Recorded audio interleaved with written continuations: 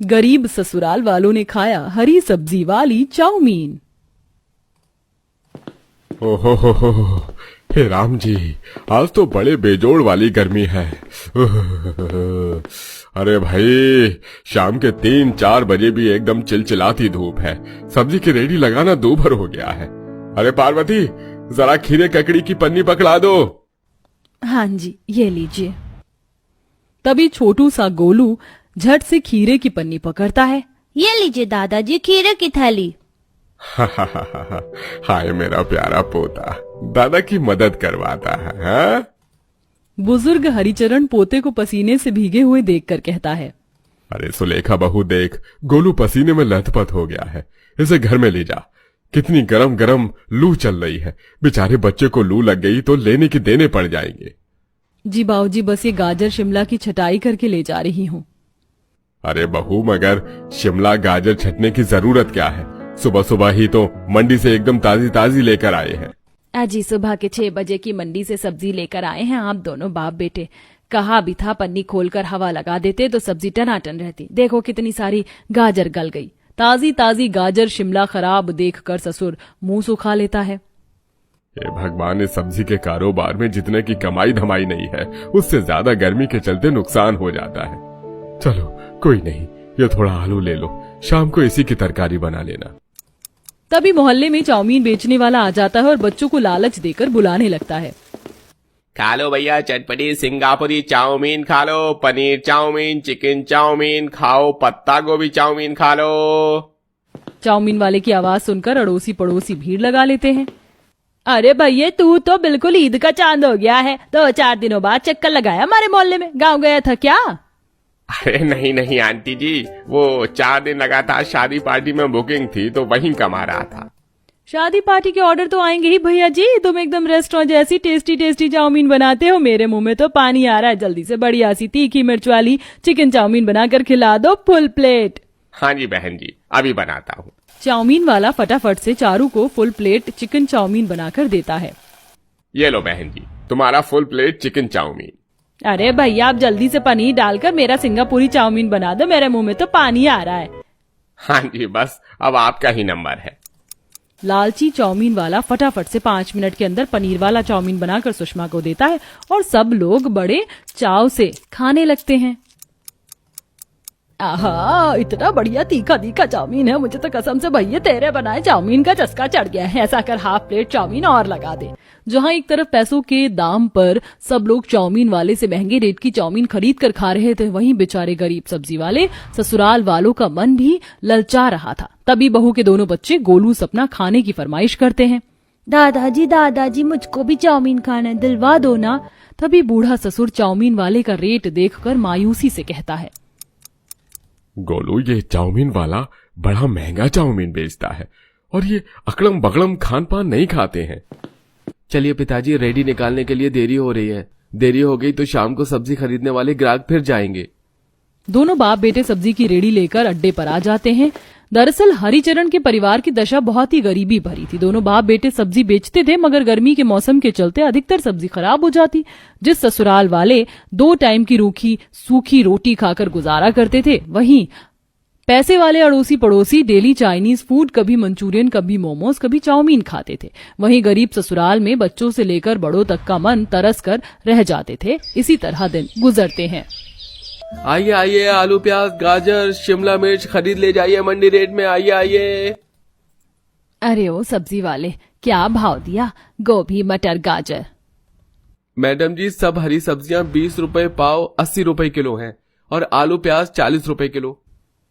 अरे भैया, सब्जी बेच रहा है कि सोना बड़ी महंगी लगा रखा है। 50 रुपए किलो के हिसाब से ले लेंगे। उस अमीर ग्राहक के इस तरह मोल भाव करने पर गरीब ससुर लाचारी से कहता है। बहन जी, गर्मी के चलते मंडी में ही सब्जी बड़ी महंगी हो गई है। इतने का तो खरीद रेट भी नहीं आया है। पड़ता नहीं खाएगा। आप लोग ऐसे करेंगे तो हम गरीब सब्जी वाले का परिवार कमाएगा खाएगा कैसे? अच्छा ठीक है, 70 रुपए किलो ले लो, 10 रुपए तो छोड़ दो। ठीक है, ले लीजिए। किसी तरह शाम के 6 बजे तक दोनों बाप बेटे की थोड़ी सब्जी बिकती है। तभी 6 बजते ही चाउमीन वाला उनके बगल में रेड़ी खड़ी करके सारे ग्राहकों का ध्यान खींच लेता है। आइए आइए चटपटी तीखी चाउमीन खाइए, चिकन चाउमीन, पनीर चाउमीन, पत्ता गोभी चाउमीन खाओ, आ जाओ आ जाओ आ जाओ। अरे चलो चलो, चाउमीन वाला आ गया। अरे बहन जी सब्जी तो ले लीजिए, चाउमीन वाला कहीं भागा थोड़े जा रहा है। अरे भैया सब्जी तो मैं इसलिए खरीद रही थी कि मुझे लगा चाउमीन वाला आएगा नहीं। अरे ओए भैया फटाफट से half plate hakka noodles chowmein, full plate paneer chowmein pack कर देना। अभी देता हूँ बहन जी। अपनी रेडी के ग्राहकों के चाउमीन वाले के ठेले पर चले जाने से दोनों बाप बेटे बड़बड़ाने लगते हैं। अरे ओ भाई, अपनी चाउमीन की रेडी यहाँ से हटा ले, जब देखो हमारे ग्राहक मार ले जाता है तू तो 7-8 बजे तक अपनी चाउमीन का ठेला झाड़ कर चला जाता है, हमारी सब्जी बिकती नहीं, बच जाती है। अरे काका तुम तो ऐसे झगड़ रहे हो जैसे मैं तुम्हारी रेडी पर से तुम्हारे ग्राहकों को जबरदस्ती खींच कर लाता हूँ। अब जिन्हें चाउमीन खाना है वो तो आएंगे ही। दोनों बाप बेटे चुपचाप खड़े हो जाते हैं। तभी छोटा बेटा प्रमोद भी आ जाता है। ये लीजिए पिताजी, 2.5 किलो नींबू और 5 किलो और टमाटर मंगाया था आपने, वो ले आया हूँ। तभी प्रमोद रेडी पर सारी सब्जी बची देखकर उदास हो जाता है। क्या बात है पिताजी, आज तो मंगल बाजार है, फिर भी सारी सब्जी बची पड़ी है। बस पूछ मत बेटा, इस चाउमीन वाले ने हम सब्जी वालों का 2 टाइम का खाना दाना सब मुश्किल कर दिया है। पहले की तरह सब्जी की बिक्री नहीं बच गई, अब तो लगता है फेरी मरना पड़ेगा, नहीं तो घर का खर्चा नहीं चल पाएगा। रात को तीनों मर्दाने मुरझाई शक्ल लेकर घर आते हैं। सुलेखा सबको खाना परोसती है। सुलेखा, मैंने खाना खा लिया, थाली हटा दो। क्या बात है पवन बेटा, तूने आधी रोटी खाई, सब्जी अच्छी नहीं लगी? माँ मैंने कितनी बार तो बोला है सुलेखा को तरीदार सब्जी मत बनाया करो, फिर भी बनाती है। सारा दिन गर्मी में खटने के बाद ढंग का खाना नसीब नहीं होता। अरे पवन क्यों गरमा रहा है उस पर? छाट माट सब्जी निकलती है, आधे से ज्यादा खराब निकलती है। थोड़ी सी सब्जी ठीक निकली थी, इसीलिए मैंने तरी डलवाया था। इसी तरह टाइम कट रहा था। रोज मोहल्ले में चाउमीन बेचने वाला आता था, लेकिन गरीब ससुराल वाले का दिल ललचा कर रह जाता था। तभी दोनों बच्चे जाकर खुशबू सूंघ कर रेडी पर खड़े हो जाते हैं। अरे देखो देखो मोहल्ले वालों, आज इन गरीब सब्जी वालों के बच्चे भी चाउमीन खाने आए हैं। चाउमीन वाले अंकल, हमें भी फुल प्लेट चाउमीन दे दो, हमको भी खाना है। चाउमीन खाने है तो पैसे निकाल। पैसे तो नहीं है हमारे पास में। ये सुनते ही चाउमीन वाला भड़क कर भगाने लगता है। अच्छा तो बिना पैसों के फुल प्लेट चाउमीन चाहिए? शादी पार्टी में आए हो हैं? चलो फूटो यहाँ से। चाउमीन वाला दोनों बच्चों को इतनी जोर से धक्का मारता कि दोनों गिर जाते हैं। तभी पूजा झगड़ पड़ती है। अरे ओ चाउमीन वाले भैया, बच्चों को कोई ऐसे धक्का मारता है क्या? हाँ तो ऐसे जीप चटाक बच्चों को संभाल के रखो, मेरे चाउमीन के रेडी पर चिपक गए हैं। खरीद कर खिलाने की औकात नहीं है, इसलिए भीख मांगने को भेज देते हैं। अकड़ू चाउमीन वाला पूरे मोहल्ले के बीचों बीच गरीब ससुराल वालों को बेइज्जत करके चला जाता है। दोनों बच्चे चाउमीन खाने के लिए बहुत रोते हैं। मुझे चाउमीन खाना है, खाना है तो खाना है। सुलेखा गुस्से में गोलू को थप्पड़ लगा देती है। चाउमीन खाना है तुझे, ले खा। दादी बुआ बचाओ, माँ मारती है। बहू क्यों बच्चे पर हाथ उठा रही है? 2 वक्त की रोटी के सिवा क्या मिलता है इन्हें भी? सुलेखा ये लो 50 रुपए रखो, इन्हें कुछ खिला देना। शाम की सब्जी निकाल दिया है, अब चलते हैं। तभी पन्नी में ढेर सारी गोभी, गाजर, मटर, शिमला देखती है और कुछ जुगाड़ लगाती है। पूजा तुम जरा इन सब्जियों को बारीक बारीक काटो, मैं किराने की दुकान पर से आती हूँ। सुलेखा किराने की दुकान पर से खुला मैदा खरीद कर ले आती है और उनकी पतली पतली चाउमीन बनाती है। तभी प्रमोद उम्मीद लगाकर कहता है, भाभी आज आप चाउमीन बनाने वाली हो क्या? जी देवर जी, आज मैं सबके लिए सब्जी वाली चाउमीन बना रही हूँ। मेरा गोलू भी खाएगा ना? दबदबाई आंखों से सुलेखा गोलू को दुलराती है और अच्छे तरीके से कढ़ाई में हरी सब्जियां भून कर लाल करती है और फिर चाउमीन मसाला सिरका डालकर चाउमीन बनाती है। तभी दोनों बच्चे बेसब्री से प्लेट लेकर बैठ जाते हैं। माँ मुझको इस बड़े वाले प्लेट में चाउमीन डालना, ठीक है ना? माँ मुझको सबसे ज्यादा चाउमीन डालना। हाँ हाँ, मेरे राजा बेटा को सबसे ज्यादा चाउमीन दूंगी। कुछ ही देर में गरीब बहू का बनाया सब्जी वाले चाउमीन की खुशबू उनके घर से पड़ोसी के यहाँ भी पहुंच जाती है। तभी बाप बेटे सब्जी बेच कर आते हैं। क्या बात है, आज तो घर में कुछ अलग ही खुशबू आ रही है, बिल्कुल होटल की तरह। खुशबू तो आएगी ना भैया, आज सुलेखा भाभी ने सबके लिए सब्जी वाली चाउमीन बनाई है। अरे ये तो बढ़िया बात है, आज सब्जी रोटी से पेट नहीं भरना पड़ेगा। पूरा गरीब ससुराल बड़े चाव लेकर सब्जी वाली चटपटी चाउमीन खाता है। आहा, आज बहू इतनी बढ़िया तीखी चटपटी चाउमीन बनाई है। बहू तूने आहा, रेस्टोरेंट फेल करके रख देगी तू तो। धन्यवाद बाबूजी। सच में बहू, ये मटर गाजर पत्ता गोभी शिमला डालकर सब्जी वाली चाउमीन बड़ी गजब की बनाई है तूने। मैं तो कहती हूँ सब्जी का काम छोड़ छोड़ कर चाउमीन की रेडी लगा लो जी। बहू बनाएगी और तुम दोनों बाप बेटे बेचना। तरकीब तो अच्छा है, वैसे भी आजकल ये फास्ट फूड का काम सबसे अच्छा चल रहा है, कमाई बढ़िया है इसमें। अंत में पूरा गरीब ससुराल आपस में सलाह मशवरा करता है। अब बहू घर में सब्जी वाली चाउमीन बनाती है और दोनों बाप बेटे उसे बाजार में बेचते हैं। कुछ ही दिनों में उनका ये कारोबार जम जाता है। हे भगवान, ये क्या हो गया है? ये ड्रम इस तरह लुढ़कता हुआ कहाँ जा रहा है? कहीं कोई भूकंप तो नहीं आ गया है? पापा, मुझे बहुत डर लग रहा है। ये ड्रम कहाँ जा रहा है? कहीं हम लोग किसी गड्ढे में तो नहीं गिर जाएंगे ना? कहीं हम किसी गाड़ी से तो नहीं टकरा जाएंगे? हमारा घर तो वैसे भी रोड के पास ही है, कहीं एक्सीडेंट हो गया तो? किस तरह से इस ड्रम को रोकूं? ये तो रुकने का नाम ही नहीं ले रहा है। हे भगवान, अब तुम ही कोई मदद करो। काश हम लोग इस ड्रम के अंदर आ ही ना होते तो आज ऐसे नहीं होता। लगता है हम सबका ये आखिरी पल है। आखिरकार ये पूरा परिवार इस ड्रम के अंदर क्या कर रहा था? क्या कारण था इस पूरे परिवार का इस ड्रम के अंदर रहने का? भला ऐसी भी क्या मजबूरी थी जो उन्हें इस तरह ड्रम में रहना पड़ रहा था? आइए इसे जानने के लिए कहानी में थोड़ा पीछे चलते हैं। गर्मी ने भी हद कर दी है। अप्रैल का महीना शुरू ही हुआ है अभी, और गर्मी तो देखो, ऐसा लग रहा है अप्रैल नहीं बल्कि जून जुलाई चल रहा हो। बाप रे बाप, अभी से यही हाल है, न जाने आने वाले महीनों में क्या हाल होने वाला है हमारा। पड़ोसन बता रही थी कि इस बार तो काफी ज्यादा गर्मी पड़ने वाली है। जल्दी जल्दी घर की दीवारों को गीला करें, अगर ठीक से गीली नहीं हुई तो रात भर गर्मी से परेशान होते रहेंगे। मुझे तो समझ ही नहीं आ रहा है कि क्या जिंदगी है हमारी। गर्मी से बचने के लिए सभी के घर में कूलर एसी हैं, और एक हम लोग हैं जो घर की दीवारों को गीला करके गर्मी से बच रहे हैं। अब कर ही क्या सकते हैं? जब पैसे ना हो तो कोई ना कोई जुगाड़ तो करना ही पड़ेगा।